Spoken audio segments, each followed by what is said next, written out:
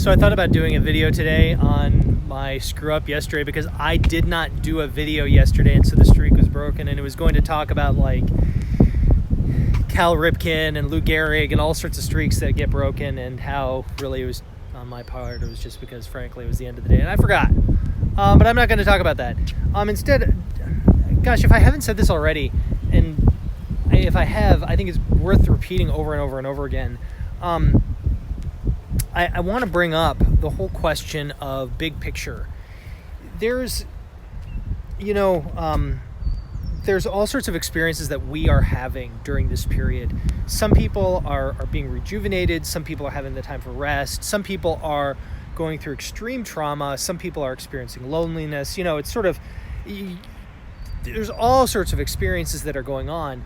I want to talk about not just 30,000 foot view picture. I want to talk about picture from outer space. I want to talk about Neil Armstrong, Alan Shepard, Yuri Gagarin type perspective on things, like big picture.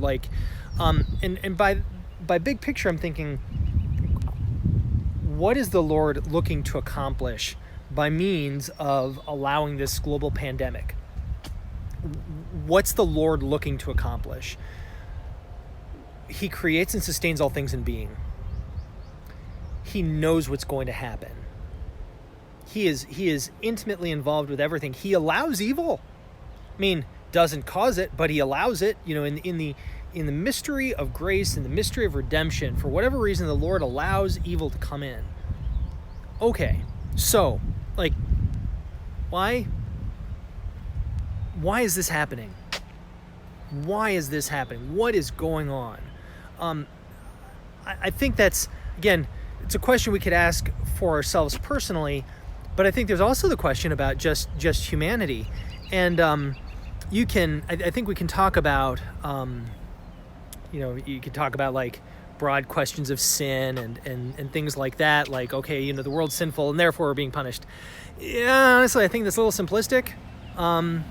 But sin definitely does come into the equation. But I'm sort of wondering about structures of sin, and I know that can be a dangerous topic to bring up.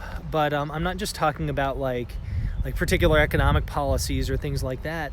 I'm talking about how we approach the world, how we view it, how we view our relationship with the Lord, our willingness to allow Him into the moments of our lives, and that's a question for us as individuals, but also broadly for us as humanity.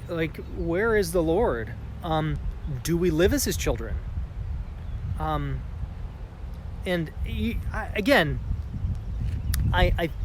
These are questions that are coming to my mind during this period, and they're questions for me to consider, but I think they're questions that everybody needs to consider.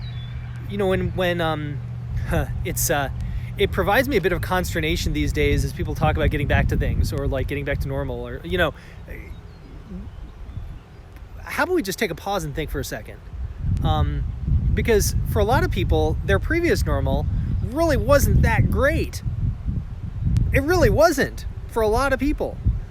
So why do we want to go back to that so quickly? I suppose it's because it's what we know, right? But just because we know it doesn't mean that it's good. So with the time that we have left in these quarantines, and who knows how long that's going to go or what sort of relapses we're going to face, I know it's been important for me to just take a step back and consider, take a big picture view of what's going on.